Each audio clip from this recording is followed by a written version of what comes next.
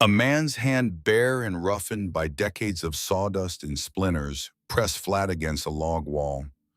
The hand belonged to the finest cabin builder in the valley, a man who had framed 50 homes across 3 counties and never once doubted his craft.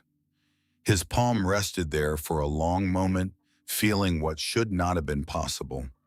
The wall was warm, not the faint residual warmth of a well-stoked fire, but a deep radiating heat as though the logs themselves had been soaking in summer sun. He pulled his hand away and stared at it, then pressed it to the wall again. Warm, bone dry. He turned his head slowly toward the thermometer mounted by the door. He had installed that thermometer himself years ago for a man now buried on the hillside. The mercury read 68 degrees. Outside it was 41 below zero. He whispered it to himself. That's not possible. Behind him, 2 children sat on a braided rug playing with wooden blocks. The girl wore a cotton dress. The boy wore a cotton shirt with the sleeves rolled to his elbows. No coats, no blankets, no hats. A 5-year-old girl was humming a tune he didn't recognize, something old and mountain-born. A 7-year-old boy was reading a book, his bare feet tucked beneath him on the warm floor. The man looked from the thermometer to the children to the woman standing quietly in the doorway of her kitchen. She was holding a wooden spoon. She smelled like bread. She looked like she had been expecting him, or someone like him, for a very long time. He opened his mouth and closed it. Then he said the words that would change how every family in that valley thought about winter. 8 months earlier, none of this existed. 8 months earlier, there was only a widow, a rotting wall, and the howling ghost of a Montana wind. May 1911. The grave was 3 weeks old and the dirt was still brown. No grass had come in yet, no wildflowers, nothing to soften the raw scar on the hillside behind the cabin. Ressie Lattimore stood in front of it with her hands at her sides, fingers curled into her palms, pressing her nails into the calluses there. She did not cry.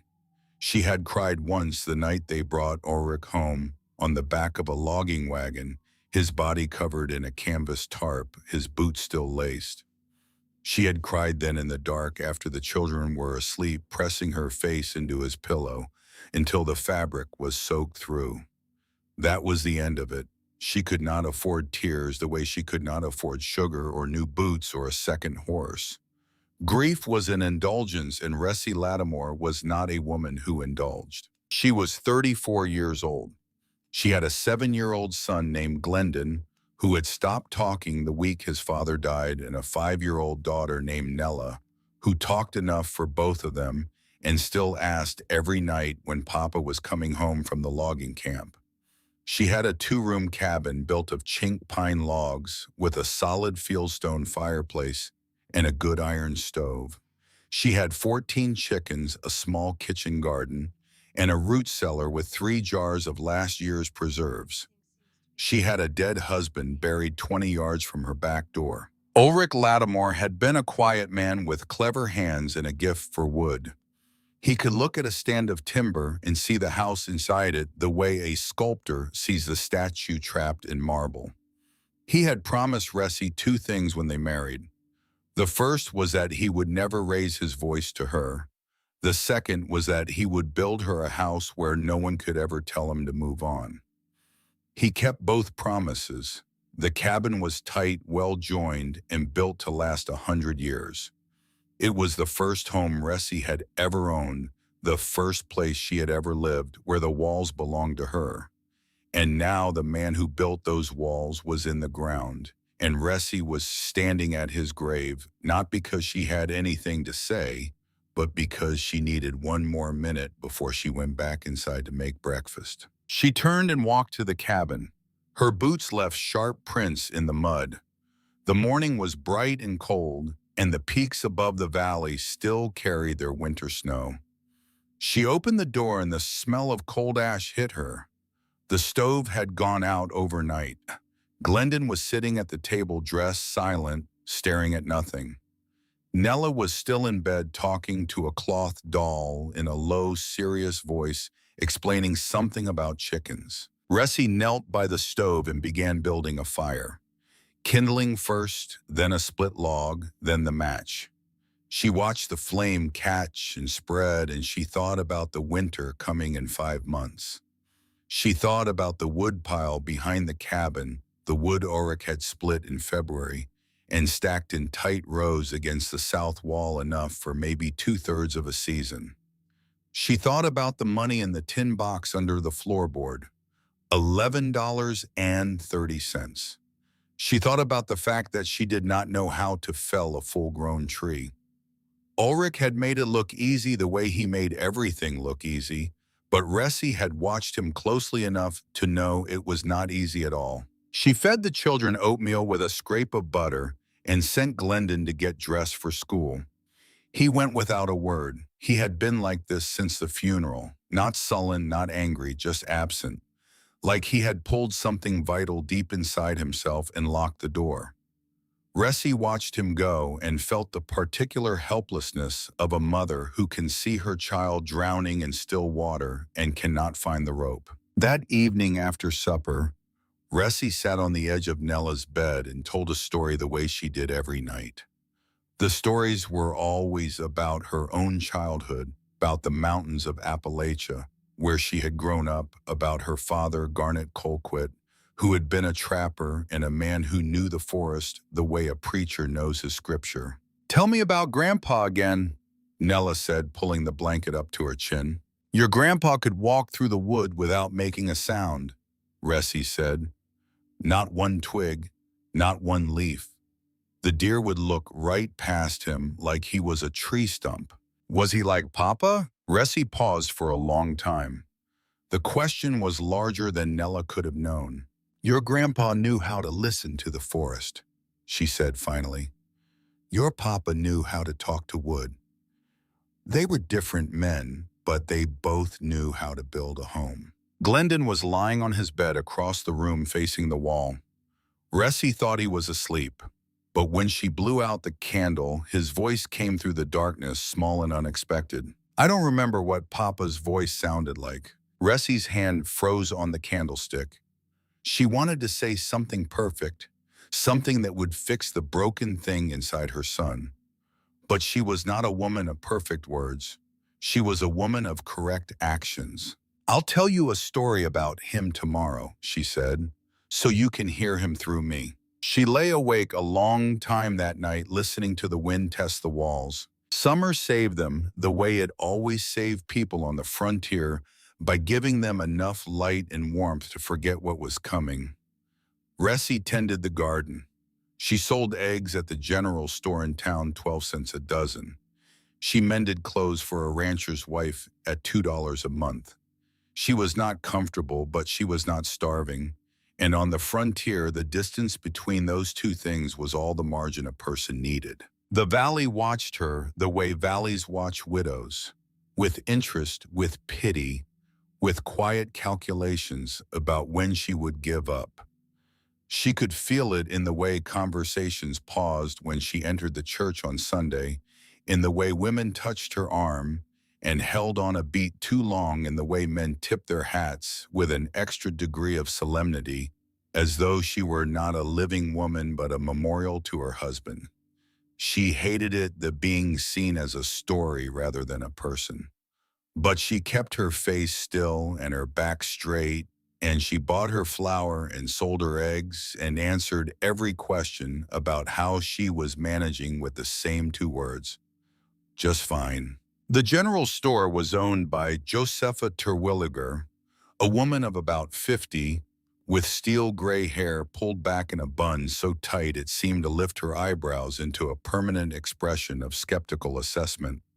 Josefa had been widowed herself 15 years earlier when her husband fell off a barn roof and broke his neck. She had taken over the store the next morning, and she had run it with an iron efficiency that made the men in the valley slightly afraid of her and the women deeply respectful. Josefa extended credit to Ressie without being asked. She wrote the amounts in a leather ledger in small, precise handwriting and never mentioned them. When Ressi tried to pay with eggs one afternoon, Josefa pushed the basket back across the counter. Keep those for the children. Your account isn't keeping me up at night. It was not charity. Charity would have shamed Ressi, and Josefa knew it. It was simply one practical woman recognizing another, a transaction conducted in the currency of respect rather than pity. The women at church are talking, Josefa said one day, stacking bolts of fabric behind the counter. They say you should sell the place and move closer to your brother-in-law. I know what they say, Ressi replied. What do you say? I say it's my house. Josefa looked at her for a moment, then nodded once, and the subject was closed. DeWitt Lattimore came to visit on the last Sunday of June. He was Ulrich's younger brother, a man of about 30, with the same square jaw and broad shoulders, but none of the quietness. Where Ulrich had listened, DeWitt talked. Where Ulrich had considered, DeWitt decided. He was not unkind. He loved his brother's children, and he worried about his brother's widow with a sincerity that Ressi never questioned. But his love came wrapped in certainty, and his certainty left no room for disagreement. He brought his wife Drusilla, a slender woman of 28, who had a talent for looking sympathetic and saying nothing. Drusilla stayed in the kitchen washing dishes that were already clean, while DeWitt sat across from Ressi at the table and laid out his plan. You should sell this place, Ressi. Move down to the valley floor closer to us. I've talked to Emerson at the land office. He says he could get you $40 for the property and the timber rights. That's enough to rent a room in town and keep the children fed through the winter. I'm not selling. Just hear me out. A woman alone up here with 2 small children and a winter coming. Ulrich would want you to be practical. Ulrich wanted me to have a home. This is it. It was his home, Ressi. He built it for himself. He built it for us. The distinction mattered. DeWitt heard it and didn't know what to do with it. He looked at Drusilla for support, but Drusilla was drying a cup and studying the grain of the kitchen table with great concentration. DeWitt exhaled through his nose the way men exhale when they believe a conversation has gone wrong through no fault of their own. I'm trying to help, he said. I know you are. You're making it very difficult. I know that too. He left that afternoon with the uneasy feeling that he had just lost an argument he had never been allowed to have. Drusilla said nothing on the ride home. She had seen something in Ressi's face during that conversation, a hardness that was not hostile, but was absolutely final. And she recognized it because she had seen the same expression once before on her own mother's face years ago in a different argument about a different house. She said nothing to DeWitt about this. Some recognitions between women are not meant for the ears of men. Others were less discreet. Kizzy Dunbar was Ressi's nearest neighbor, a woman of about 65 who lived alone in a cabin half a mile east. Kizzy was iron-hard, a survivor of 30 Montana winters who wore her endurance like a medal and dispensed advice with the authority of someone who believed suffering had earned her the right to judge. She appeared at Ressi's door one July afternoon carrying a jar of blackberry preserves, which was her way of buying the right to inspect. She walked through the cabin, slowly touching walls, opening the stove door, peering into the root cellar. Ressi let her look. There was nothing to hide. Ulrich built well, Kizzy said, finally setting the preserves on the table. You just keep everything the way it is. Don't change a thing. A man builds the house. A woman keeps the house. That's how it works. Ressi nodded politely. She did not argue. There was no point arguing with Kizzy Dunbar about anything because Kizzy did not argue. Kizzy pronounced. After Kizzy left, Ressi stood in the doorway and watched the old woman's stiff figure recede down the road. Keep everything the way it is. Don't change a thing. It sounded like wisdom. It was in fact a death sentence, though neither of them knew it yet. The first winter without Ulrich taught Ressi things about her cabin that Ulrich's presence had hidden. When he was alive, the cold had been an inconvenience. With his strong back feeding the stove, his hands stuffing every crack, his body heat filling the small rooms the cabin had felt solid and safe. Without him, it revealed its true nature. It was a sieve. The Montana wind was nothing like the wind of Ressie's childhood in the Appalachian Mountains. That wind had been a steady, frozen pressure, predictable, something you could brace against and outlast. The Montana wind was a living thing. It came down from the peaks in violent, unpredictable surges, hitting the north wall of the cabin with a force that made the logs groan. It didn't just chill the air. It seemed to reach through the walls and pull the warmth right out of the room like a hand reaching into a pocket. Ressie burned through the wood Ulrich had cut and stacked his last gift, the labor of a dead man, keeping his family alive through the months after his death. She fed the iron stove until it glowed cherry red, but the heat seemed to vanish as fast as she could make it. The floor was brutal. A cup of water left on the table overnight would have a skin of ice by morning. Nella and Glendon slept in their coats, burrowed under every blanket and quilt. Ressie owned their small bodies, pressed together for warmth. Nella developed a cough in November. It started as a dry, papery sound, almost nothing. By December, it was deep and wet, and it shook her whole body. It didn't leave until April. Ressie lay awake every night listening to that cough and listening to the wind, two sounds braided together into a single note of dread. She stuffed rags along the baseboards every evening. By morning, they were frozen stiff little soldiers of ice lined up along the walls. She hung blankets over the windows. The cold came through anyway. She moved the children's beds closer to the stove, then closer still until they were sleeping almost on top of it. Then in February, on a morning so cold the air itself seemed to have frozen into something solid, Ressie leaned her back against the north wall of the cabin and felt the wood give. Not much, a fraction of an inch, but she felt it the way you feel a bad tooth before it breaks. She took a knife from the kitchen and scraped at the base of the wall where it met the floor. The wood came away in soft dark strips. She dug deeper. The bottom 6 inches of the north wall, the wall that took the full force of the wind, was rotten. Not surface damage, not a patch of mildew. Deep rot. Moisture had been working its way into the grain for years, and the constant cycle of freezing and thawing had turned the base of the wall into something that crumbled between her fingers like old bread. Ressie sat on the floor and stared at the damage. The cabin was not just cold, it was dying.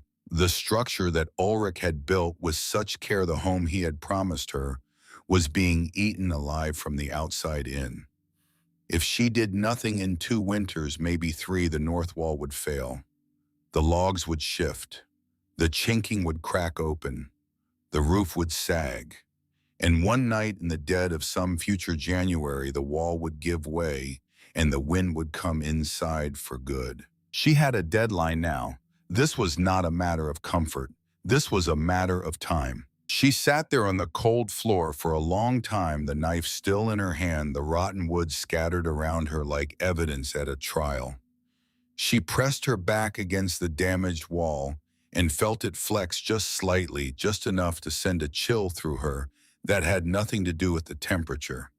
Ulrich had built this wall with his own hands. He had chosen each log, peeled the bark, notched the joints, lifted the timbers into place. Every inch of it carried his fingerprints, his sweat, his promise. And now it was dying the way everything he had built was being tested by his absence. The garden was smaller without his labor. The woodpile was thinner without his axe. And now the walls themselves were giving way, as though the house knew its builder was gone and had begun to grieve in its own slow structural way. She did not tell anyone about the rot. Not DeWitt, not Kizzy, not Josefa. If the valley knew her cabin was failing, they would use it as proof that she could not manage alone. They would come with their wagons and their concern and their ready solutions, all of which ended with Ressie Lattimore leaving the only home she had ever owned. So she pushed the rotten wood back into place, smeared mud over the scars, and carried the knowledge like a stone in her chest. 2 weeks later, on a night in late February, the thing Ressie feared most almost happened. She had been rationing wood for weeks, keeping the fire just high enough to hold the cabin above freezing during the day, and letting it die to embers at night to stretch the supply. It was a calculated risk. She knew the math. She knew exactly how many logs remained in the pile and how many nights remained before spring. She woke at 3 in the morning and knew something was wrong before she opened her eyes. The sound was what told her. Nella wasn't coughing. For 3 months, that cough had been the metronome of their night, steady and persistent and terrible but alive. Now there was silence. The fire had gone out. The stove was cold. Ressie threw off her blankets and crossed the room in 2 steps. She touched Nella's face. Ice cold. The child's lips were faintly blue in the moonlight coming through the frosted window. Her breathing was so shallow it was almost invisible, a tiny whisper of air that barely moved the surface of the quilt. Ressie's hands began to shake, and not from cold. She pulled Nella out of the bed and pressed her daughter's body against her chest, wrapping every blanket she could reach around both of them. She breathed into Nella's face, cupped her hands around the small, frozen fingers, and blew warm air onto them. Rubbed her legs, held her tighter. She rocked back and forth on the edge of the bed, making sounds she didn't recognize, animal sounds. Mother sounds that came from somewhere below the language. Glendon woke up. He saw his mother hunched over his sister in the dark, and his face went white. "Is Nella okay?" Ressie didn't answer. She couldn't. She was counting Nella's breaths, willing each one to be followed by another. And then Ressie Lattimore cried. For the second time since Ulrich's death, and the last time in this story, tears ran down her face in silent, steady tracks while she breathed warmth into her daughter's hands. She didn't sob. She didn't make a sound. The tears just came and she let them, because stopping them would have required energy she was using to keep her daughter alive. Nella stirred. She coughed. That deep, wet, horrible cough that Ressie had hated for months. But now it was the most beautiful sound she had ever heard, because coughing meant breathing and breathing meant alive. Nella's fingers curled around Ressie's thumb. Her eyes didn't open, but her body relaxed into her mother's warmth, and her breathing deepened, and the color began to return to her lips. Ressie sat awake until dawn. The stove stayed cold. She didn't have enough wood to relight it and still make it to spring. So she held her children and she watched the frost creep across the inside of the window, and she made a decision that had no words. Only wait. She would not survive another winter like this. Whatever it cost, whatever people thought, whatever she had to do, her children would be warm. The next morning, after Glendon had left for school and Nella was napping by the stove, Ressie walked to the north wall again. She pressed her hand against the damaged section. The wood felt spongy under her palm, like something alive that was slowly dying. She stood there a long time, her hand on the wall, feeling the cold pulse through the grain. She thought about the women at church who would tell her to bank sawdust against the foundation. She thought about Ira Quimby, the builder who would tell her to chink the gaps again. She thought about DeWitt, who would tell her to sell. All of their solutions assumed the problem was small and the house was strong. None of them knew that the problem was the house itself, that the wall was rotting from the inside, that every solution they offered was a bandage on a wound that went to the bone. She needed something different, something that no one in the valley had thought of, because no one in the valley had needed to think of it. They had wood, they had muscle, they had the luxury of brute force. Ressie had none of those things. She had only what she had carried with her from the mountains of her childhood, the quiet knowledge of a trapper's daughter who had watched her father survive 50 winters with nothing but an axe and an understanding of how cold works. The memory came back at the end of March, not in a sudden flash, but slowly the way a scent drifts through an open window. Ressie was standing outside, watching the wind spin the last of the season's snow into pale spirals against the north wall. The rotting wall, the dying wall. She was 10 years old again. Appalachian Mountains, deep winter. Her father, Garnet Colquitt, was building a temporary shelter in the woods, a hunting camp he would use for 2 weeks while running his trap line. Ressie sat on a fallen log, watching him work, her breath clouding in the frozen air. Garnet never built one wall. He built two. An outer frame of branches and bark, and an inner frame set about 18 inches inside it, with the space between packed with dry moss, dead leaves, and whatever insulation the forest offered. He called it a double wall, a trick he had learned from his father, who had learned it from his father before that. Frontier knowledge passed down through generations of men who lived and died by what they understood about cold. "Why not just build one thick wall?" Papa Little Ressie had asked. Garnet looked at her with that patient expression he wore when he was about to say something important. "Because a thick wall holds cold just as well as it holds heat, but still air-trapped, air that can't move, that only holds heat. That's the secret, Ressie girl. The wind can beat one wall. It can't beat two. The air between them is the real blanket." Ressie, 34, stared at her cabin. One wall, thick pine logs, well chinked, solidly built, but just one wall.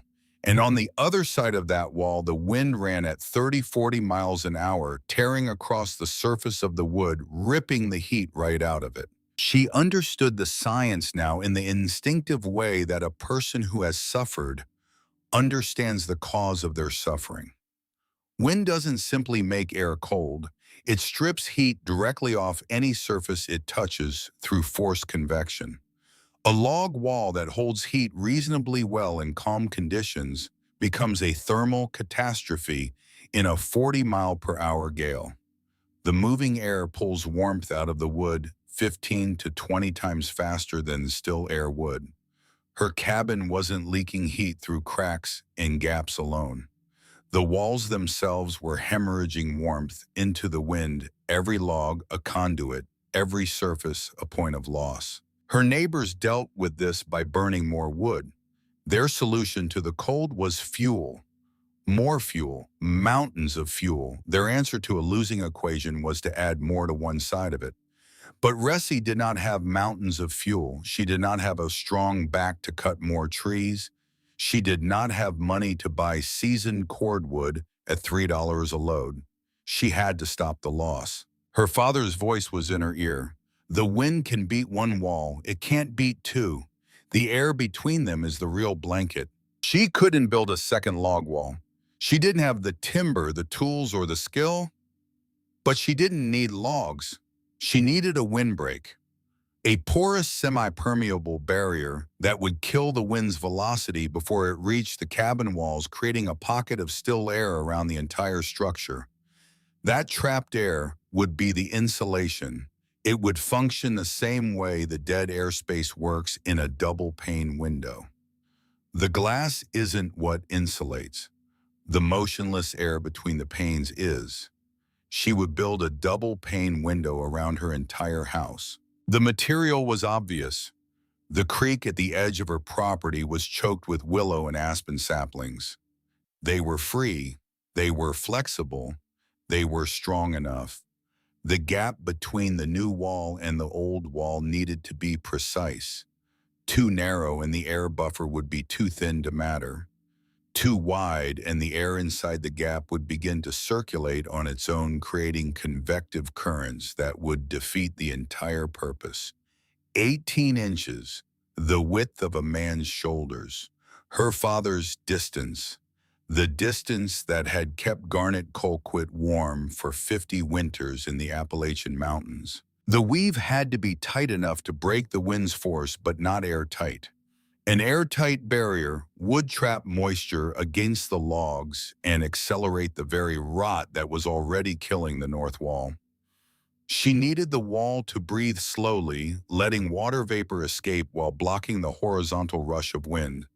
A baffle, not a seal. She spent the spring and summer thinking, planning, and watching the wind. She studied how it moved across her property, where it hit hardest, where it swirled and eddied. She watched the way snow accumulated against the cabin in winter and the way rain ran off the roof in summer. She was not an engineer. She had no education beyond the 8th grade. But she had 34 years of living close to the ground, close to weather, close to the unforgiving physics of cold, and she had a father who had taught her to watch before she built. In late August, the first chill crept into the nights. The aspen leaves on the high slopes began to turn gold coins, appearing in the dark green canopy like sparks from a distant fire. Ressi took Ulrich's hand axe from the hook by the door. It was a good tool, the handle worn smooth by his grip, the blade still sharp because Ulrich had been the kind of man who sharpened his tools every Sunday. Nella looked up from the breakfast table. "Where are you going, Mama?" "Down to the creek. I'm going to build us a blanket."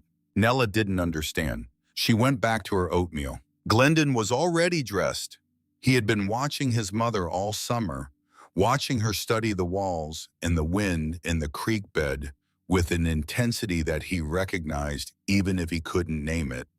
It was the same look his father used to get when he was about to start building something. Without being asked, without being told, the boy walked to the corner and picked up a coil of rope. Ressi looked at her son. Her chest tightened with something fierce and tender and almost unbearable. She nodded. The three of them walked out into the August morning down the slope toward the creek where the willows grew thick and the water ran cold and clear over smooth stones. Ressi carried the axe. Glendon carried the rope. Nella carried nothing but herself and the song she was humming, an old Appalachian melody that Garnet Colquitt used to sing in the woods, passed from his lips to Ressi's memory, to Nella's small, clear voice traveling across 3 generations and 1,000 miles of American ground. The neighbors were about to see something they had never seen before. They were about to see a woman build a wall that looked like madness. And not one of them, not the builder, not the preacher, not the loudmouth at the general store, not the old woman who had survived 30 winters on her own. Iron Will would understand what she was doing until the cold came to teach them. The first sapling Ressi cut was as thick as her wrist and 12 feet long. She swung Ulrich's hand axe and the wood cracked clean, a sharp sound that echoed off the water and sent a kingfisher screaming from the opposite bank. Nella jumped. Glendon didn't. He was already pulling the fallen sapling clear of the brush, wrapping the rope around its base, the way he had watched his father tie bundles of firewood, 2 quick loops in a cinch knot. He was 7 years old and he worked like a man twice his age, not because anyone asked him to, but because the alternative was standing still, and standing still meant thinking, and thinking meant remembering a voice he could no longer hear. They cut saplings every morning through the first 2 weeks of September. Ressi would rise before dawn, feed the children, walk Glendon to the point where the county road bent toward the schoolhouse, and then she and Nella would head for the creek. The willow and aspen grew in dense thickets along the water, fighting each other for light, producing exactly the kind of long, straight, flexible poles that Ressi needed. She selected each one carefully. Too thin and it would snap under the weight of snow. Too thick and it wouldn't bend into the weave.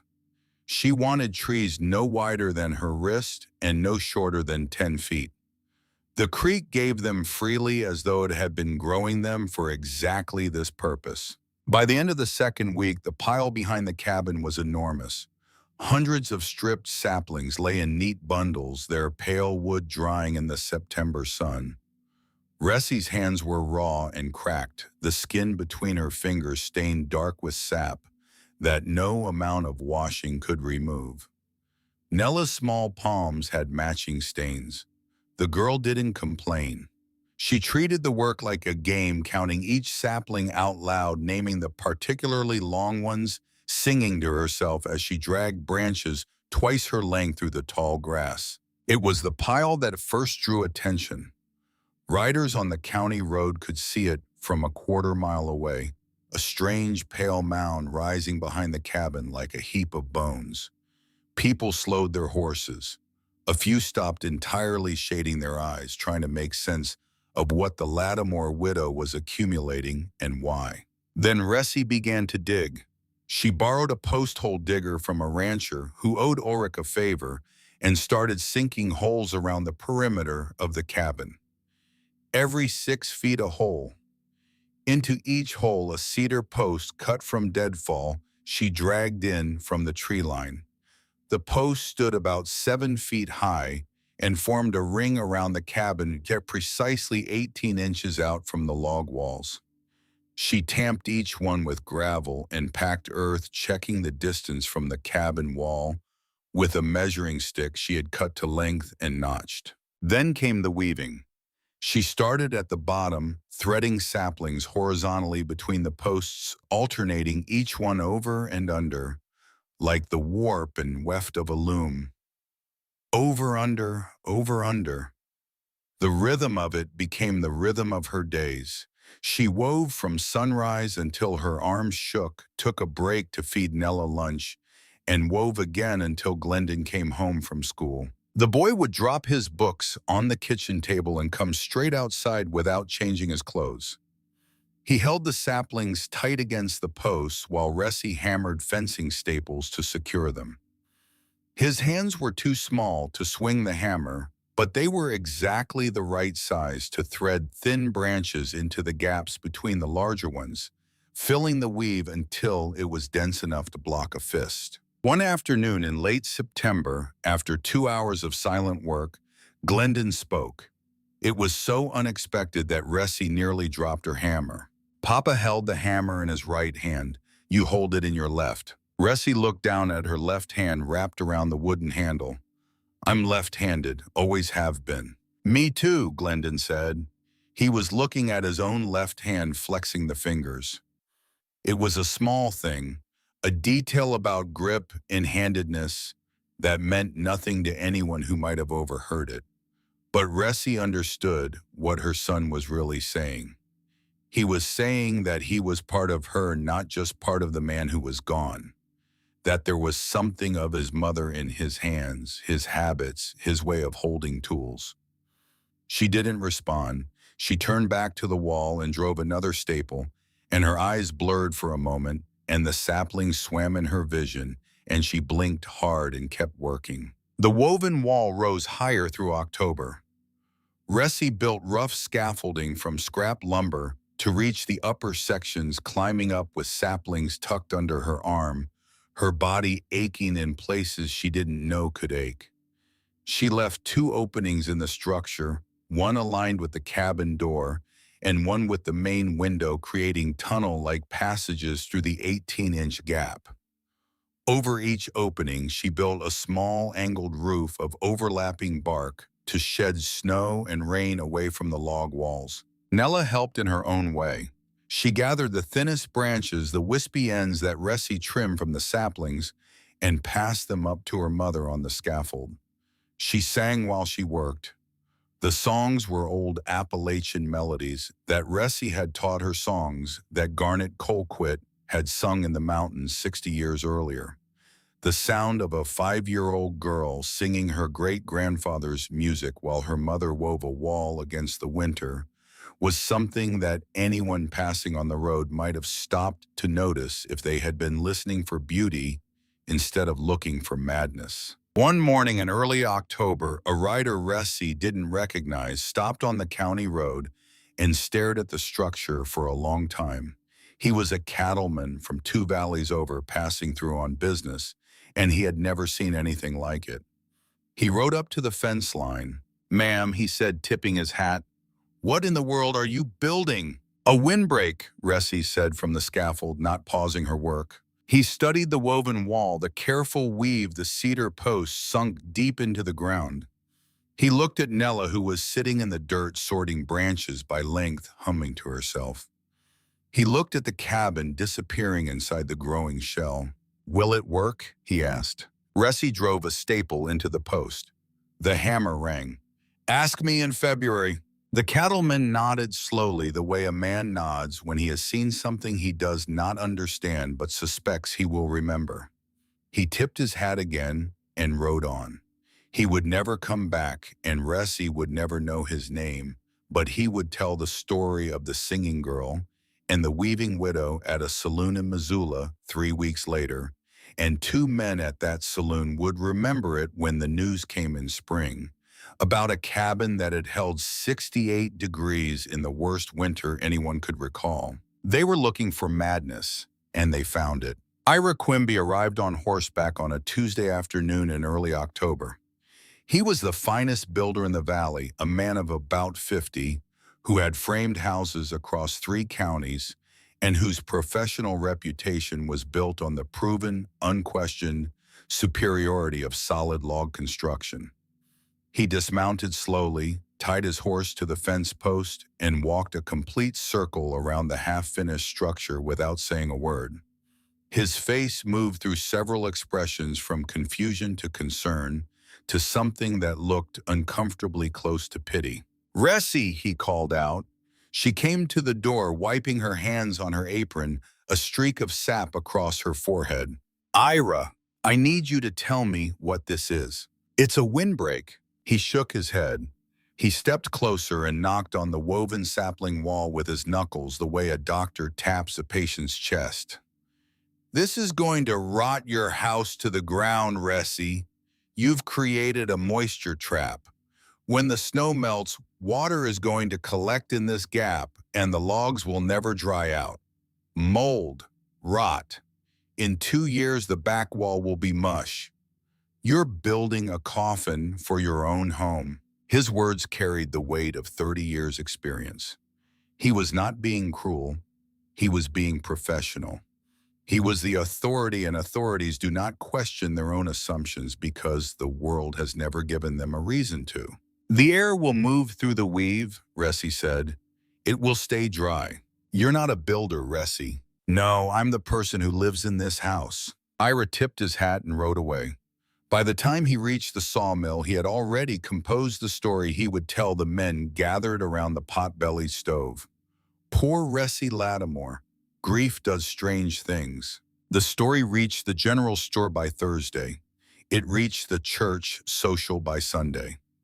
And by the following week, Ressi Lattimore's home had a name. Millard Burdett gave it to her.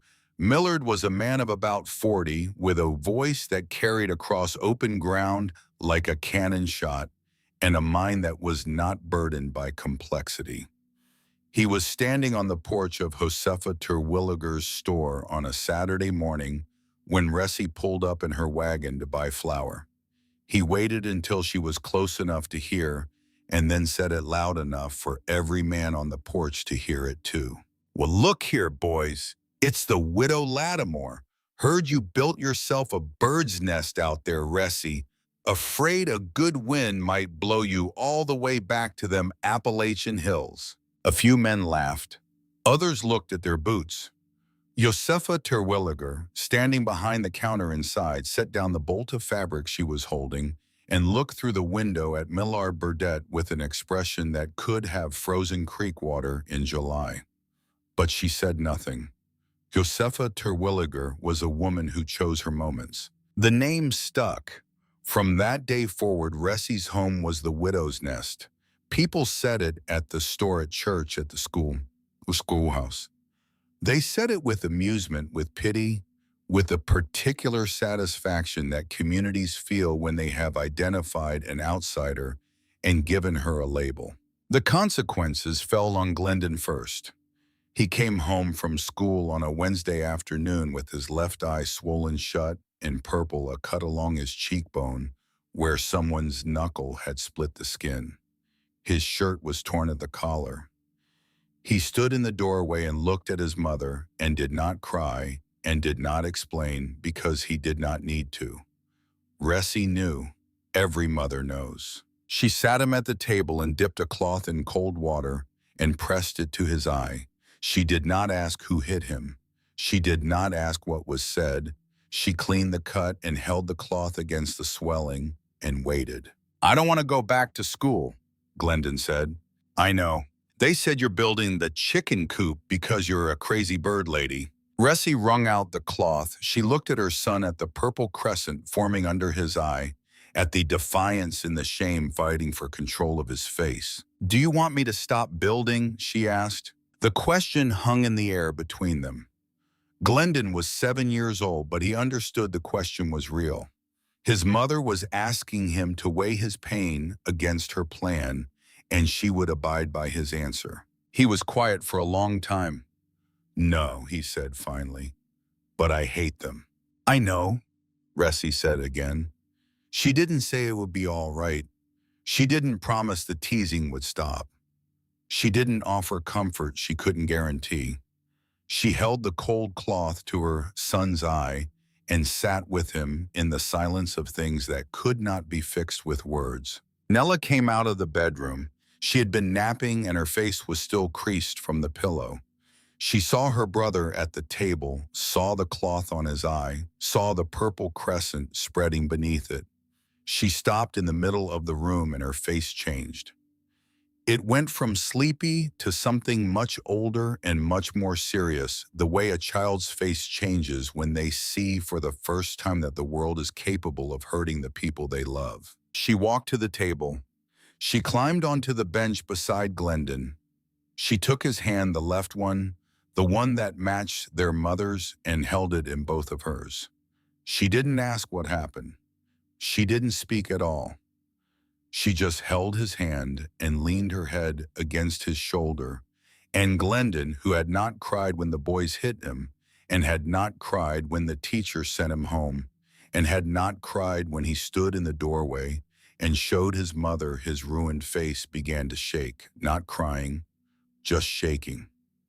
The tremor of something held too tightly for too long, being released by the touch of a 5-year-old sister who didn't know what she was doing, but did it exactly right.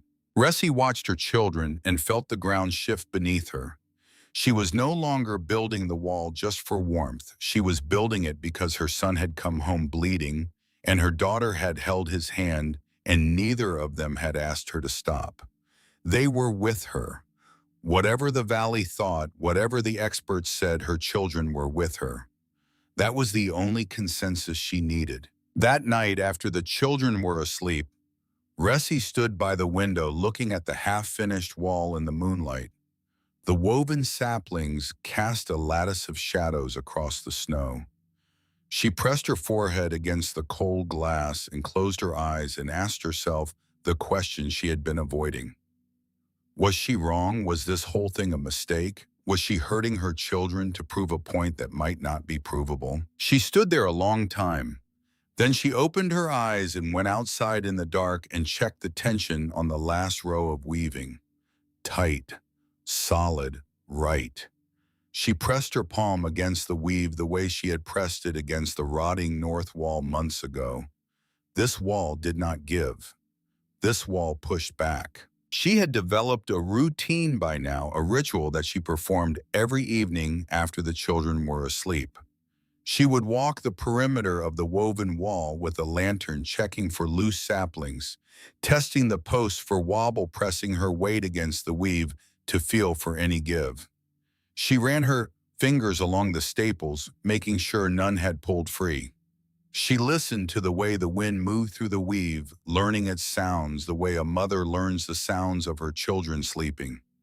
A high whistle meant a gap somewhere, a place where the wind was finding a path through instead of being broken apart.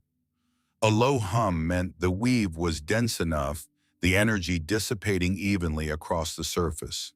She would find the gaps and plug them the next morning, with thin branches tightening the matrix until the whistle disappeared. Her body was paying the price. Her hands were permanently rough, the skin cracked across every knuckle. Her shoulders ached from reaching above her head hour after hour on the scaffolding. Her lower back seized every morning when she first stood up, and she had to grip the bed frame and straighten slowly one vertebra at a time before she could walk. She had lost weight she could not afford to lose. Her dresses hung loosely, and her face had sharpened, the cheekbones more prominent, the eyes set deeper. She looked older than 34. She felt older than that. But the wall was strong. Whatever else was true, the wall was strong. The institutional concern arrived in the form of Pastor Orville Gall, who came to Ressie's door on a Friday afternoon in mid-October with a Bible under his arm and the particular expression that clergymen wear when they believe they are about to perform an act of mercy.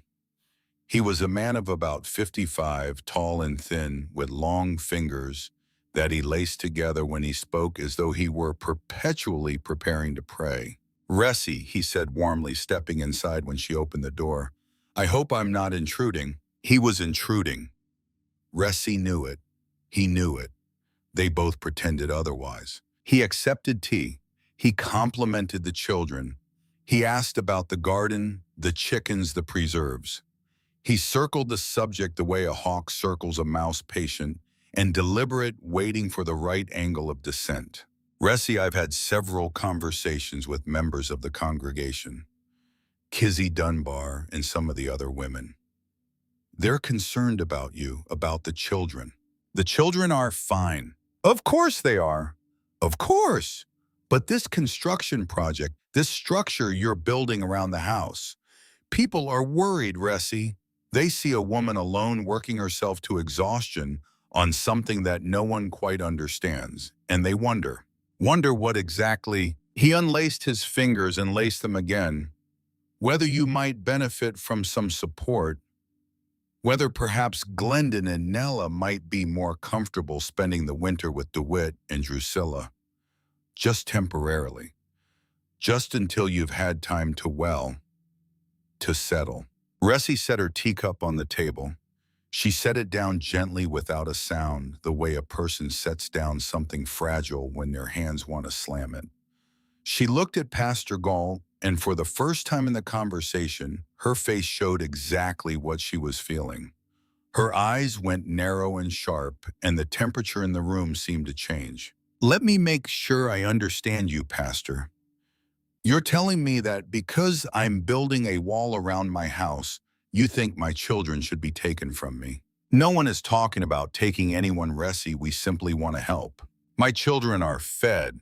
They are clothed. They go to school every day. They sleep in warm beds.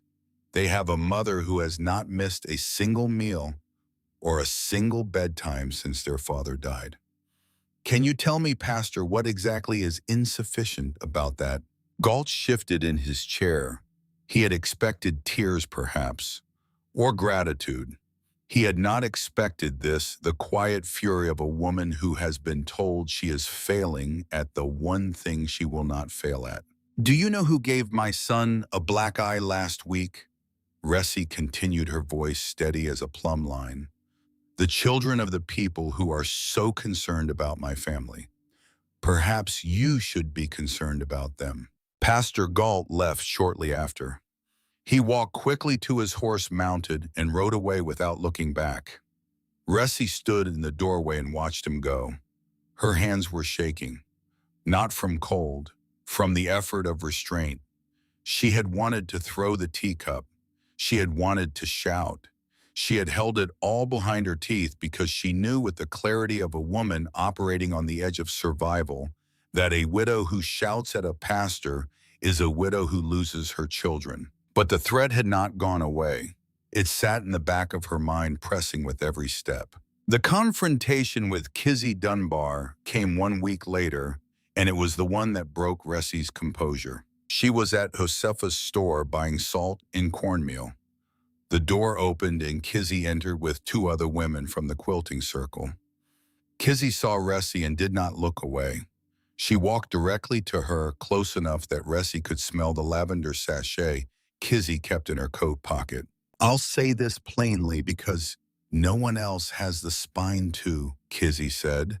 Her voice was not loud, but it was pitched to carry. Every person in the store could hear. You are putting your pride ahead of your children's safety. You are making a spectacle of yourself and this family. Ulrich would be ashamed of what you've done to his house. You're not a builder. You're not a man. And you are going to kill those children with your stubbornness. The store went silent. Josefa Terwilliger's hands stopped moving on the counter. The two women behind Kizzy looked at the floor. Something broke in Ressie. Not her will, something smaller and more human. The part of her that absorbed blows without flinching, the part that had held steady through Ira's condescension and Millard's mockery and the pastor's velvet threats. Kizzy Dunbar had found the fault line, and she had struck it with precision. Ulrich would be ashamed. Ressie's voice came out shaking, and she hated herself for it. You don't know anything about Ulrich. You don't know anything about my children. And you certainly don't know anything about the house I'm living in because you have never once set foot inside it when the north wind was blowing. She put her money on the counter. She picked up her parcels. She walked out of the store with her back straight and her chin up and her eyes red and burning. She did not run. Running would have been surrender. Outside, she set the parcels in the wagon and gripped the edge of the seat with both hands and breathed. In, out, in, out. The street was empty. The wind moved a scrap of newspaper along the boardwalk. She breathed and held and breathed again. Josefa Terwilliger came through the door. She walked to the wagon without hurrying. She didn't touch Ressie. She didn't offer platitudes or sympathy. She lifted a wooden crate from under her arm and set it on the wagon bed. Inside the crate were 2 large boxes of fencing staples and a spool of baling wire. Put it on my account, Ressie said, not turning around. It's already on mine, Josefa said. Then she added in a voice that was factual and flat and carried no sentimentality whatsoever. My husband died when I was 32. Everybody told me to sell the store. I didn't sell. Ressie turned and looked at her. Josefa's face was calm, her gray eyes steady. She wasn't offering comfort. She was offering evidence. Evidence that a woman alone could make a decision the world disagreed with and be right. Ressie nodded. Josefa nodded. Then Josefa went back inside and the bell above the door rang once and the street was quiet again. Ressie sat in the wagon for a few minutes after Josefa left. She opened the crate and looked at what was inside. The fencing staples were good ones. Heavy gauge, the kind that would hold in cedar and not pull free under tension. The baling wire was a full spool enough to reinforce every corner of the structure and lash the upper sections where the wind would hit hardest. She picked up one of the staple boxes and turned it over in her hands. It weighed about 2 pounds. It was the weight of belief, she thought. The weight of one woman believing in another when nobody else would. She drove the wagon home in silence. That evening, while the children slept, she sat at the kitchen table with a pencil stub in the back of an envelope and calculated the total cost of her windbreak. $3 for fencing staples, most of which Josefa had given her. $1 for baling wire. 80 cents for a box of nails she had bought to reinforce the scaffold. $4.80. She stared at the number for a long time. Every man in the valley spent more than that on tobacco in a month. The wood, the posts, the labor, the months of her life spent cutting and hauling and weaving, none of that appeared on any ledger. It was paid for in blisters and backaches and a bruise on her son's face, in a moment of public humiliation in a general store. $4.80 in everything she had. DeWitt came for the last time on the first day of November.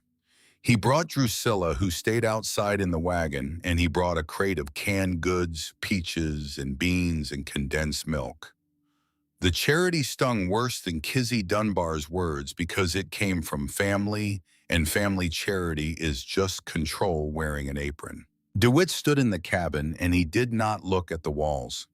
He looked at Ressi, and his face carried the particular anguish of a man who genuinely believes he is doing the right thing and cannot understand why the person he is trying to help won't let him. Ressi, listen to me, please. Glendon's fighting at school. Miller Burdett tells everyone your house is a joke. Pastor Gall came to see me last week. He said he's worried. Kizzy Dunbar says you cursed at her in the store.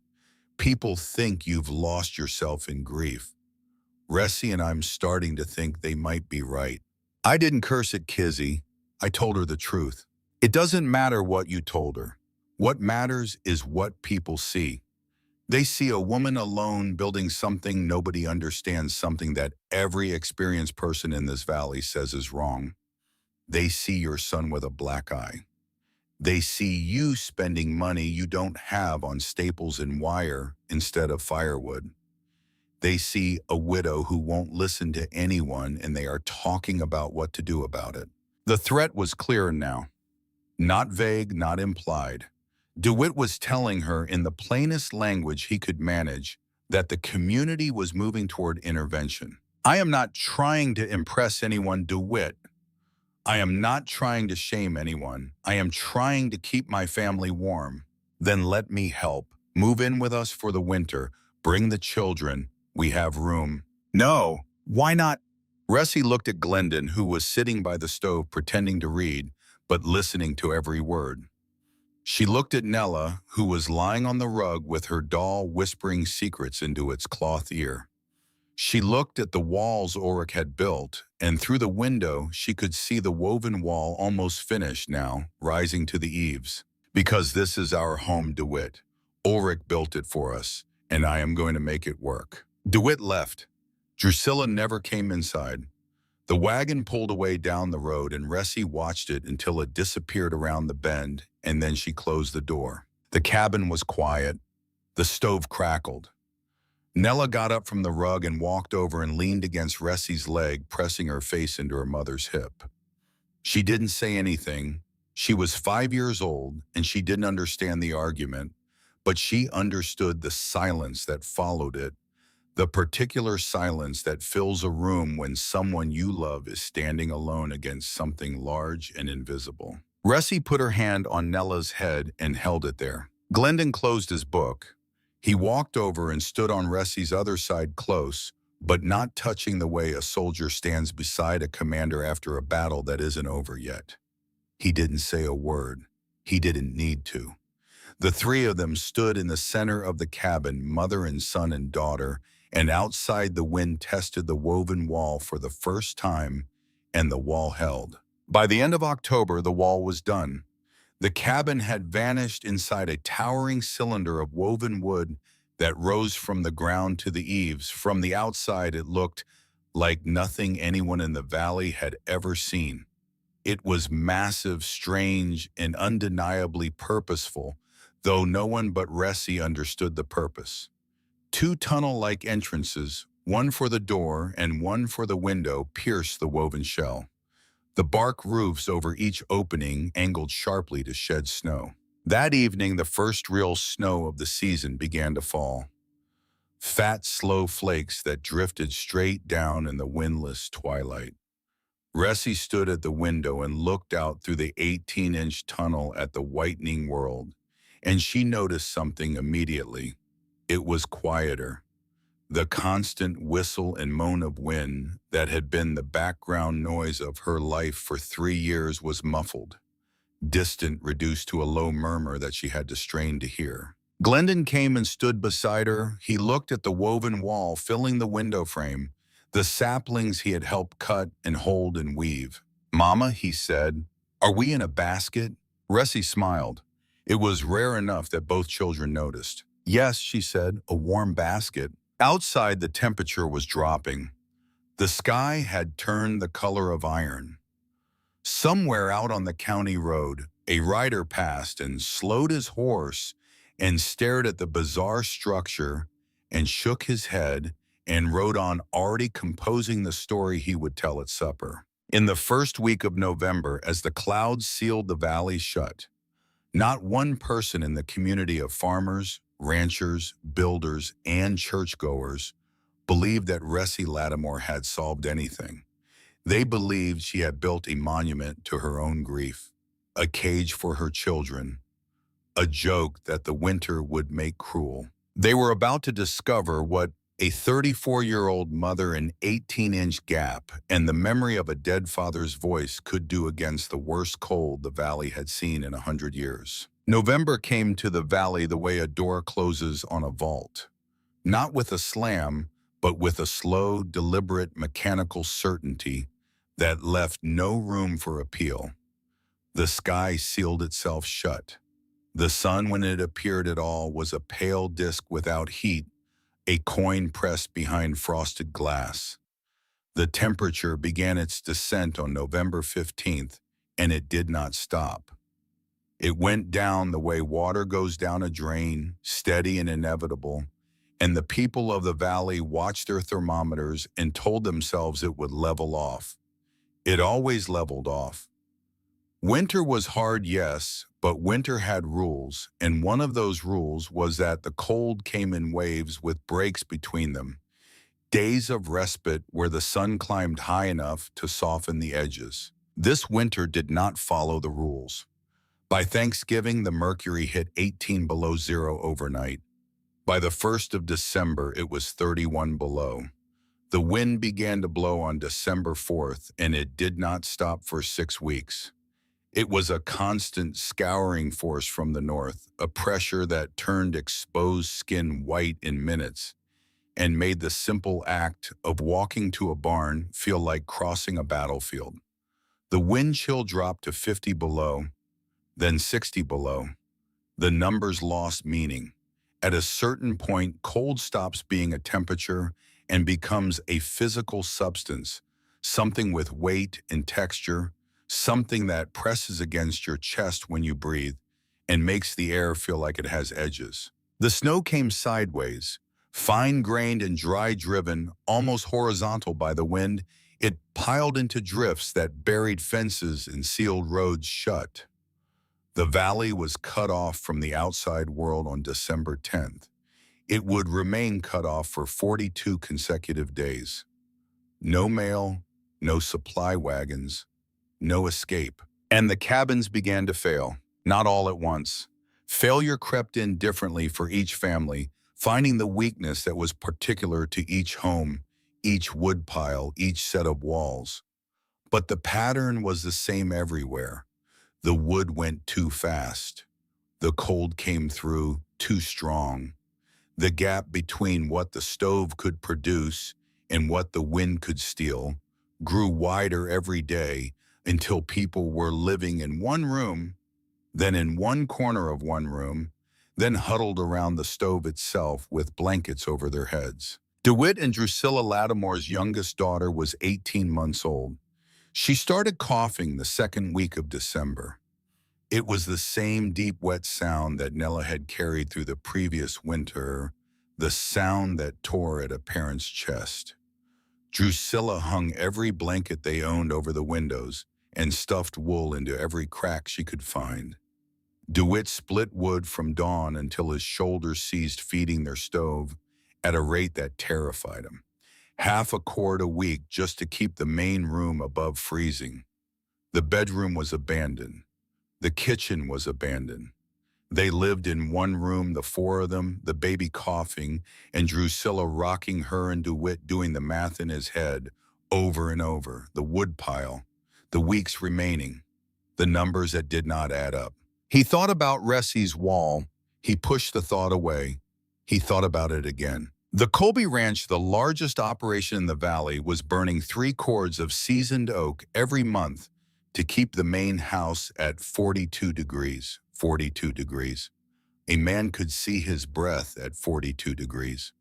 The Colby cattle began dying in the second week of January, freezing upright in the fields, their bodies found standing in the morning like statues of themselves. Millard Burdett's failure was the most spectacular. He had burned through his seasoned wood supply by Christmas, a miscalculation born of the same confidence that had powered his mockery of Ressie.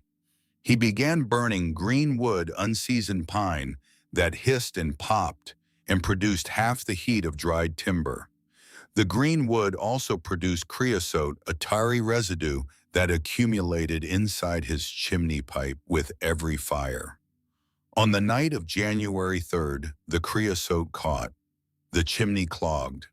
Smoke poured backward into the cabin at 2 in the morning, filling every room with a thick, choking fog that woke the children screaming and sent the whole family stumbling into the yard in their nightclothes. 30 below zero, Millard Burdett stood in the snow in his union suit watching smoke pour from his front door, his wife clutching their two small children against her body, their faces streaked with soot, their bare feet burning on the frozen ground.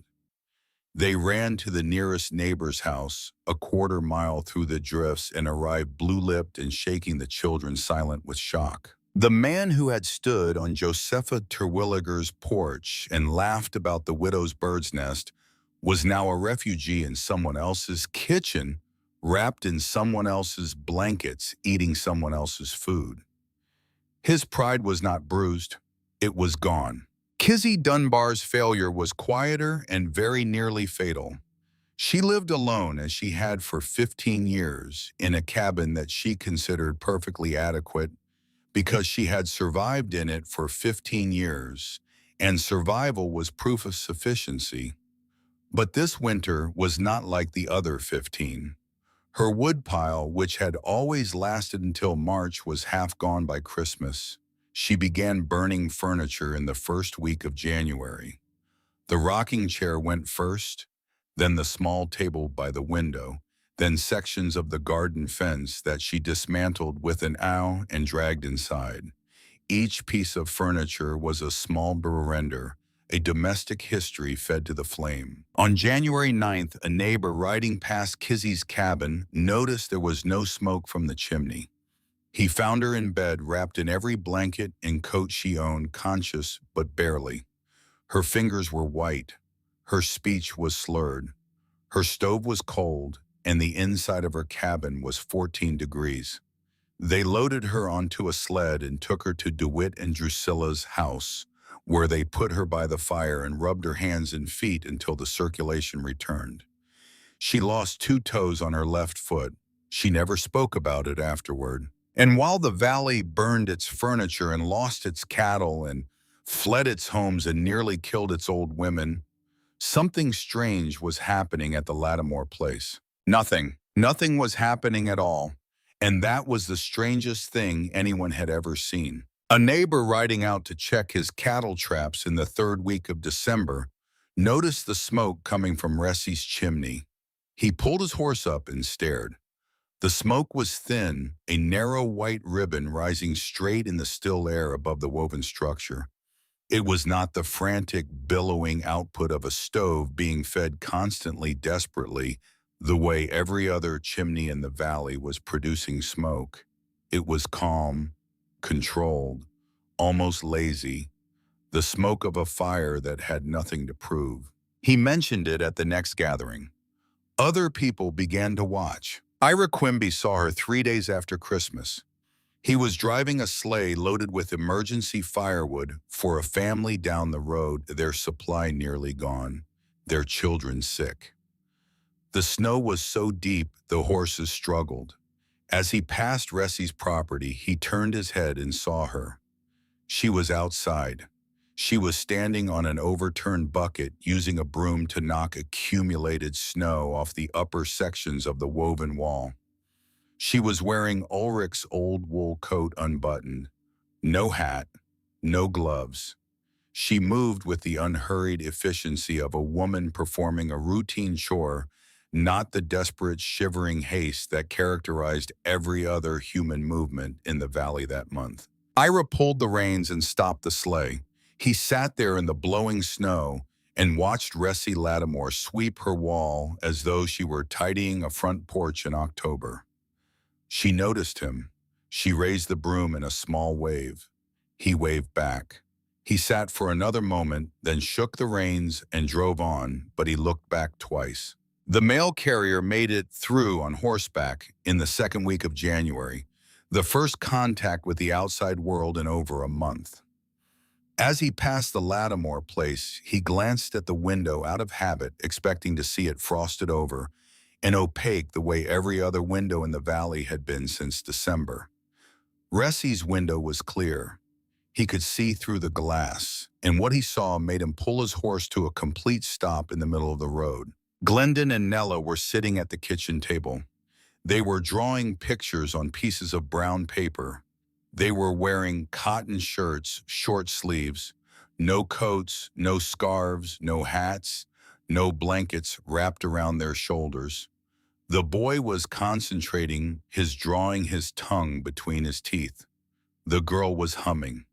Through a pane of glass in the middle of the worst winter in a century, they looked like children sitting in a schoolroom in April. The mail carrier told that story at every stop on his route. By the end of the week, the whole valley had heard it. The mockery was gone. In its place was something more uncomfortable. Confusion, disbelief, the slow grinding recognition that something was happening inside the widow's nest that could not be explained by anything they knew. Millard Burdett arrived at Ressie's door on the night of January 15th. The temperature was 38 below. A ground blizzard had turned the valley into a white void. The sky and the earth fused into a single featureless wall of wind-driven snow. Millard had been staying with the neighbor who had taken his family in after the chimney fire, but that neighbor's wood pile was now critical, and there were too many mouths, too many bodies, too much need in one small house. Someone had to leave. Millard loaded his wife and 2 children onto a sled and pulled them through the storm. He did not choose Ressie's cabin because he wanted to. He chose it because it was the nearest shelter on the road, and his 3-year-old daughter's lips were turning blue, and at 38 below zero, a man's pride weighs exactly nothing. He stood at the entrance to the tunnel that led to Ressie's door. The woven wall rose above him, packed with snow, creaking faintly in the wind. He could not see the cabin behind it. He pulled the sled into the tunnel and knocked. The door opened, and the warmth that came out of that cabin was like walking into a different season. It was not just warm, it was soft, enveloping, a heat that touched his face and hands and seeped through his coat and reached his bones. The air smelled like fresh bread and dried sage. The light inside was golden from an oil lamp on the table. Ressie stood in the doorway. Behind her, Glendon and Nella were on the floor playing with the wooden blocks on a braided rug. They were in cotton night clothes. Their feet were bare. Millard Burdett looked at Ressie. His mouth opened and closed. He could not find a single word. His wife, still clutching their children on the sled, spoke for him. "Ressie, we need help." Ressie looked at Millard. She looked at his wife. She looked at the 2 small children, bundled in blankets, the 3-year-old girl whose face was gray and whose eyes were half closed. She looked at the man who had called her a crazy bird lady on the porch of the general store, who had given her home its mocking name, who had laughed with his big booming voice while her son came home with a black eye. She opened the door wider. "Come in, there's room." Millard carried his daughter inside and set her on the rug near the stove. The warmth began its work immediately. The girl's eyes opened. She looked around the room with the bewildered expression of someone who has been rescued from a dark place and cannot yet believe in the light. Nella got up from her blocks. She walked to the new girl, this small stranger shivering on her rug, and held out her cloth doll, the one she slept with every night, the one she whispered secrets to. "Don't be scared," Nella said. "It's warm here." Ressie stood by the stove and watched her daughter give away her most precious thing to the child of the man who had tried to humiliate them. She felt something rise in her chest that she had not felt in a very long time. Not satisfaction, not vindication, something simpler and older. The knowledge that her child was kind, and that kindness was something she had built as surely as she had built the wall. Millard's family stayed 2 nights. During those 2 nights, Miller Burdett did not speak a single word to Ressie. He sat in a chair by the stove, his hands wrapped around a cup of coffee staring at the floor. He watched his children play with Ressie's children on the warm rug. He watched Ressie cook supper in a cotton dress, moving around her kitchen, the way a woman moves in her own space in her own season, without urgency, without fear. He watched the stove consume one log and then sit idle for hours before needing another. On the morning he left, Millard paused at the door. He did not turn around. He stood with his back to Ressie and his hat in his hands. "Thank you," he said. Then he walked out into the cold. It was the only word he ever spoke to Ressie about the wall, the winter, or the name he had given her home. It was enough. The breaking point came on January 22nd. The temperature that morning was 41 below zero, with a wind that stripped the air of everything but pain. Ira Quimby was sitting in his kitchen, the only warm room in his house, a house he had built with his own hands, a house he had considered his finest work. The walls of his bedroom were coated in frost. His wife had not left the kitchen in 3 days.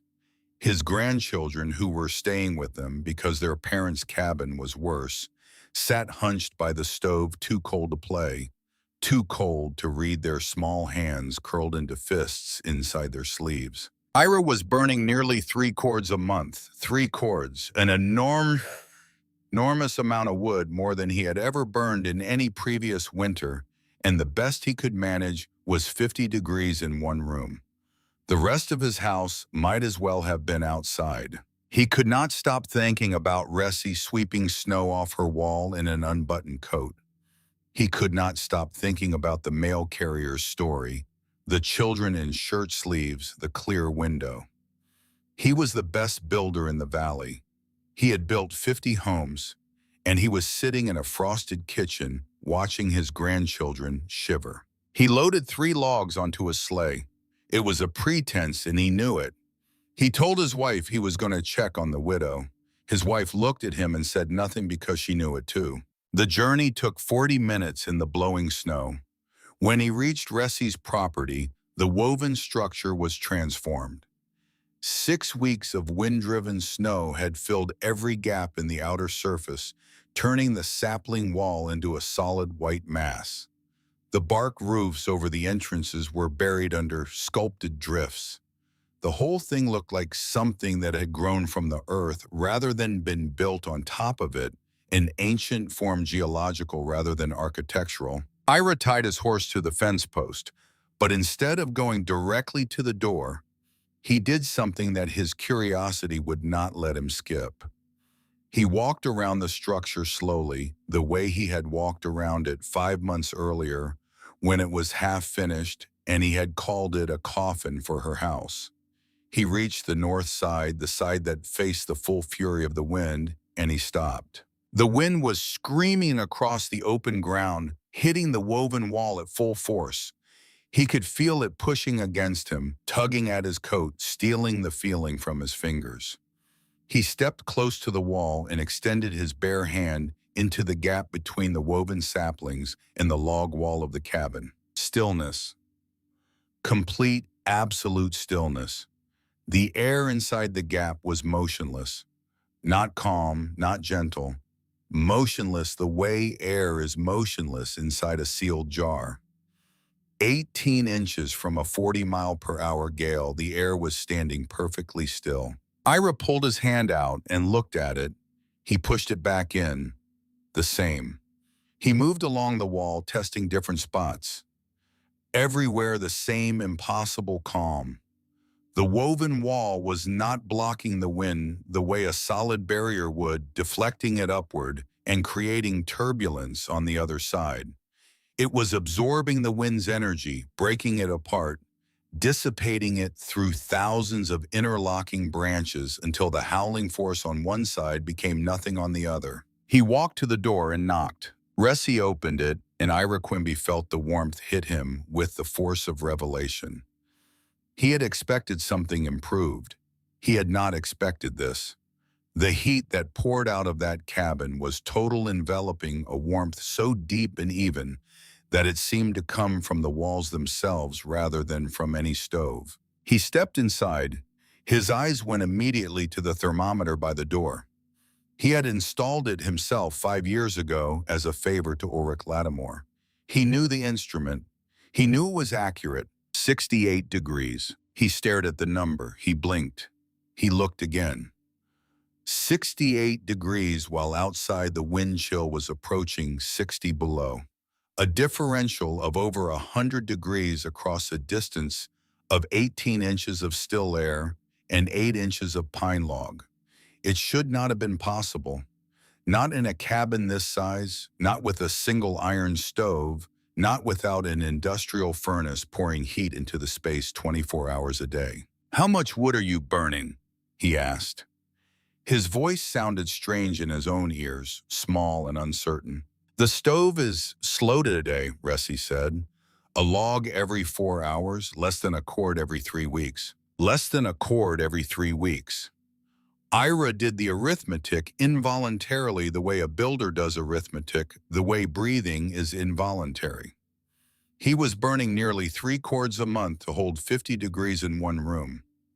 DeWitt was burning 2 cords a month to hold 48. The Colby Ranch was burning 3 cords to hold 42. Resi was burning less than 1.5 cords a month and holding 68 degrees throughout her entire cabin. He took off his glove and placed his palm flat against the interior log wall. He expected cold, or at worst the clammy dampness of condensation, the signature of a wall losing its battle with the outside air. Instead, he felt warmth. The logs were warm, not from the stove, which was 15 feet away. Warm from within, radiating stored heat outward like stones around a campfire hours after the fire has died. He crossed the room to the north wall, the wall that took the full force of the wind, the wall that in his own house was coated in frost and cold to the touch. He pressed his palm against it, warm, dry. He ran his hand along the surface, not a trace of moisture. Resi watched him from the kitchen doorway. "The wind never touches the logs," she said simply. Ira kept his hand on the wall. He was thinking about the 50 houses he had built in this valley. 50 homes, every one of them, a single wall of logs exposed to the wind. Every one of them bleeding heat into the Montana winter. Every one of them compensating for bad physics with brute force, more wood, more fire, more fuel. He had built them the way his father had built, and his father before that, and no one had ever questioned the design because the design was tradition, and tradition was immune to scrutiny. He looked at the thermometer again. 68. He looked at the children on the floor. Glendon was reading. Nella was drawing. Their faces were relaxed, their hands nimble, their bare feet tucked comfortably beneath them. He thought of his own grandchildren sitting in his kitchen with their hands balled inside their sleeves, too cold to play. It was not just about wood. It was not just about degrees on a thermometer. It was about the difference between surviving a winter and living through one. Resi's children were doing homework. Resi was cooking in a cotton dress. They slept through the night without waking to a dying fire. The system she had built did not just fight the cold. It rendered the cold irrelevant. Ira Quimby turned to Resi. He was the proudest man in the valley. He had built his identity on the certainty that he knew how to construct a home that could withstand anything Montana could deliver. He looked at this woman, this 34-year-old widow, who had built a wall out of creek saplings and fencing staples, and the memory of her dead father's voice and every brick of his certainty crumbled. "My God, Resi," he said, and his voice cracked on her name. "I've built 50 houses in this valley, and I've built them all wrong." Resi did not smile. She did not gloat. She did not remind him of the day he had stood outside and told her she was building a coffin for her home. She looked at him with an expression that was steady and serious and entirely without triumph, the expression of a woman who had never been interested in being right. She had only been interested in being warm. "Would you like some coffee, Ira?" she said. He stayed for 2 hours. He drank 3 cups of coffee. He asked questions about the weave pattern, the post spacing, the way she had angled the bark roofs. He touched every wall. He opened the cabin door and stood in the entrance tunnel, feeling the wind screaming on one side and the stillness on the other, and he shook his head over and over like a man trying to clear a dream. When he left, he did not go home. He went to DeWitt Lattimore's cabin. He pounded on the door, and when DeWitt opened it, Ira told him everything. The warmth, the dry walls, the children in cotton, the number on the thermometer. DeWitt listened with his sick daughter coughing in the background, and when Ira finished, DeWitt put on his coat and his boots and walked through the snow to Ressie's cabin. He stood on her doorstep with his hat in his hands and his eyes red. "Ressie, can you show me how?" She did not remind him that he had called her project a shame to Ulrich's memory. She did not remind him that he had brought canned goods like she was a charity case. She did not remind him that he had threatened her with the community's judgment. She looked at her brother-in-law, a man who loved his family the way she loved hers, a man who was asking for help the only way he knew how, and she nodded. "We'll need a lot of saplings. Glendon knows where the best ones are." They built a crude rushed version around the north and west walls of DeWitt's cabin in 4 days. It was ugly and uneven, the weave loose in places, the posts slightly crooked. But the gap was right, and the density was sufficient, and the principle was sound. 2 days after completion, Drusilla sent a note to Ressie by way of Glendon. The main room was holding 60 degrees for the first time all winter. The baby's cough was loosening. They were using half the wood. Kizzy Dunbar was in DeWitt's house when the wall went up. She sat by the fire with her bandaged feet, 2 toes gone, and watched through the window as Ressie and DeWitt and Glendon wove saplings in the bitter cold. She did not say a word. She did not offer her opinion. She did not pronounce judgment. She sat and watched and said nothing, and her silence was louder than anything she had ever said in her life. That spring after the thaw, Kizzy Dunbar walked to Ressie's cabin. It was the first time she had visited since July, since the jar of blackberry preserves and the lecture about keeping things the way they were. She carried a clay pot with a wild columbine dug from the hillside roots wrapped in damp cloth. She set the pot on Ressie's porch, looked Ressie in the eye and nodded once. Then she turned and walked away without a word. Ressie picked up the pot and carried it to the hillside behind the cabin. She planted the columbine next to Ulrich's grave. It bloomed that June, blue and white and trembling in the breeze. By the following autumn, the valley had changed. 7 families built their own sapling walls before summer, with Ira Quimby supervising every one. Ira began experimenting with sawmill scraps and rough-cut lumber as alternatives to woven saplings, adapting the principle for faster construction. 12 more homes were wrapped before the next winter arrived. Nobody called them nests. They called them wind jackets or storm walls. Mr. Farnham, the young county agricultural agent, who had once sent a letter warning Ressie about fire risk and structural concerns, returned in the fall. This time he carried calibrated thermometers and anemometers instead of pamphlets. He spent 2 days at Ressie's cabin, measuring wind speed outside the woven wall and the complete calm inside the gap, recording surface temperatures on both sides of the log walls. His data confirmed what Ira Quimby's hands had already told him. The still air envelope was not merely effective. It was, by the standards of frontier construction, revolutionary. The following year, Farnham published a bulletin for the State Agricultural Extension Service. He titled it The Still Air Envelope, a novel windproofing method for timber dwellings. It detailed the construction technique and the efficiency data.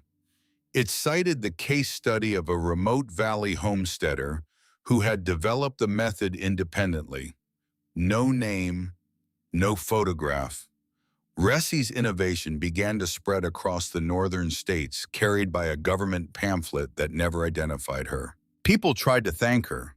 They brought gifts, food offers of help with the spring planting. Ressi accepted the help with the planting and refused the rest. When someone praised her ingenuity, she shook her head the way she always shook her head when people tried to make her into something she was not. "This is old knowledge," she would say. "My father taught me. His father taught him.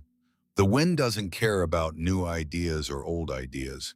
It only cares about correct ones." Josefa Terwilliger saw Ressi one last time in the story on a morning in late April, when the snow was gone and the creek was running high with meltwater.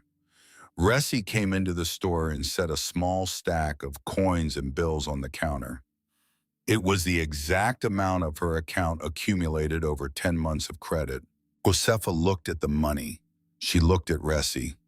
"You're the only customer who paid their account in full after this winter." She opened her ledgers, found Ressi's page, and tore it out. She folded the page and handed it to Ressi. "Keep it, so you remember that someone believed you from the beginning." Ressi took the page. She did not look at it in the store.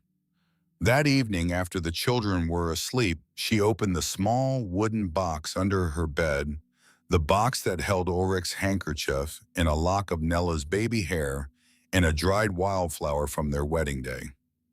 She placed Josefa's ledger page inside next to the handkerchief and closed the lid. Ressi Lattimore's sapling wall stood for nearly 40 years. It weathered storms and drought and the slow settling of time. The saplings grayed and hardened. The weave tightened as the wood shrank. Snow packed into it every winter and melted away every spring, and the log walls behind it remained warm and dry through every season. Glendon Lattimore grew up. He became a carpenter like his father, but a different kind of carpenter.